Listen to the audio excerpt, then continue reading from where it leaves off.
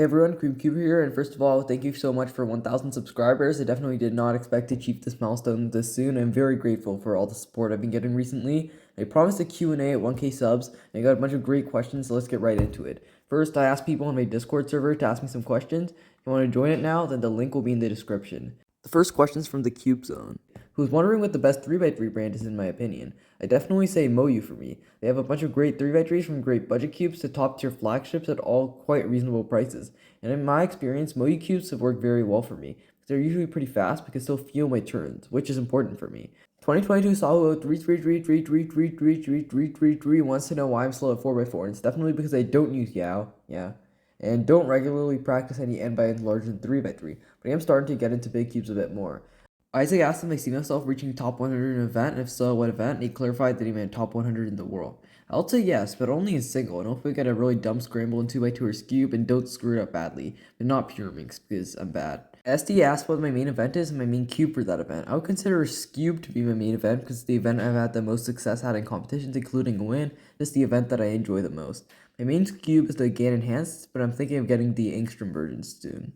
Some dude from Nevada asked when he started cubing, and he started in 3rd grade, so probably early 2018. My 3rd grade teacher rented a bunch of Rubik's brands, and we got paper instructions on how to solve a cube. I successfully learned to solve a cube. My PB was 51 at the time, but I quit cubing a few months afterward, and I picked it back up in 2020, which is when I got speed cubes and started taking cubing seriously.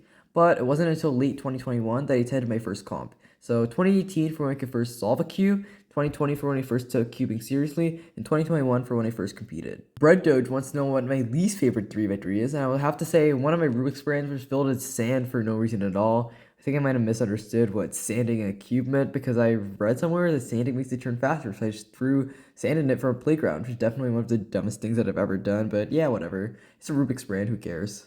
Eden Cool Person asked who I think will win the World Championship, which is happening in Incheon, Korea in mid-August 2023. For 3x3, I would definitely say Yiheng Wang will win because he seems to have very good nerve control. He got a world record in one of his first few competitions back, and he's very consistently good performance in competitions. I'll be uploading a video soon about full predictions for Worlds at every event, so be sure to subscribe with notifications on so you don't miss that. Also, feel free to comment your predictions for Worlds. I might include it in the video. Joe Bro asked what my main 3x3 was. I'm currently debating between the Moyu Huaming Y3M and the GAN 356 ARM. I am leaning towards the ARM though, so I guess I'll say that. NDD Cuber asked if I have W Riz. I guess according to the Drazel bot, I don't know. Marble Minion wants to know what the worst WCA event is. I would say 7x7 because in my opinion it's way too long and there are no new concepts. You can solve a 5x5 and a 6x6. You can solve anything 7x7 and up, so I don't get the point of being an official event. Even though I'm literally competing in 7x7 a few weeks later, so yeah. Snowy as Squar1 WR1. I would say that Squar1 needs to be added to the WCA before I can get WR in it. Sammy1 asked when I will get sub on Scuve or Squub or something. I'm not sure when either of those will be added to the WCA either. TW Cube asked who my favorite cubing YouTuber is that has 270 subscribers. Alright, that's all the questions that I got on Discord. I also had a Q&A community post on YouTube, so I'll answer those questions too. First of all, JJCuber is wondering about the origin of my username.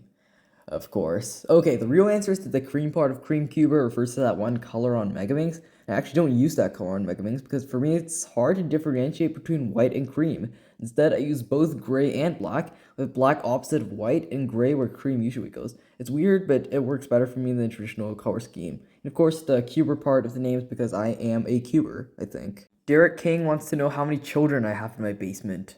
The correct answer is that I don't have a basement, but 0 would be inaccurate. That means I have a basement, only with no children. So, Andy Cubing asked what my age is. I'm 14. Chewbacca Cuber asked what cubing has taught me. And that's actually a really good question. I would say that cubing has taught me the power of a community that is good people with similar interests.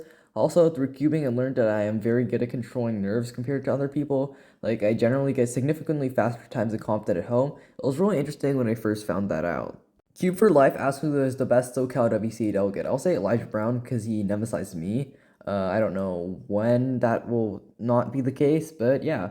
Cube Squad asked what method I use. For 3x3, I use CFOP. I'm dual color neutral, which means I do both white and yellow cross. No full F2L, about half of OL, full PLL, and like 3 random ZPLLs. MZ underscore the goalie asks who my inspiration for YouTube is and what I recommend to smaller YouTubing channels. My inspiration for YouTube is definitely JPerm. I've watched his videos since I started taking cubing seriously. It was what inspired me to start a cubing YouTube channel. For smaller YouTubing channels, I would recommend uploading interesting solves from competitions with interesting titles, which is what half of my videos are. And also create some shorts. I hope the algorithm likes you, which is probably where half of my subscribers came from. I'm literally not exaggerating. That's the source of like 70% of my subscribers. Aaron does cubing. What is my cube to people I kidnap ratio is? I responded to infinity and beyond, obviously because you can't divide by 0. That's definitely what I meant. Evan Millsap asked my favorite NorCal clockers. I'd say Mitchell Lane because, well, look at this. And finally, F5 Gabe asked how I grow so fast and whether I produce more shorts or full-length videos. I'm pretty sure my growth rate is due to mainly shorts. The one short of my fastest official solves with dancing on it accounts for over 40% of my subscribers, which is kind of crazy to think about. I try to produce an equal number of shorts and full-length videos. They do want to be monetized soon, but don't meet the watch hours requirement yet. And speaking of watch hours, thank you so much for watching until the end of this video to help me on my road to becoming monetized. Be sure to comment your world predictions below and subscribe to my channel. I really appreciate the growth I've been getting lately. It'll be amazing for it to continue at this pace, although it probably won't. Also, I'm co-hosting another online Discord comp called Cubic Clash Summer 2023. Link to the server is in the description as well, so be sure to check it out. The comp is open to everyone. I'm co-hosting with Rishi the Cuber and Tsukasa Asano. Be sure to check them out. Thanks for watching and have a great day.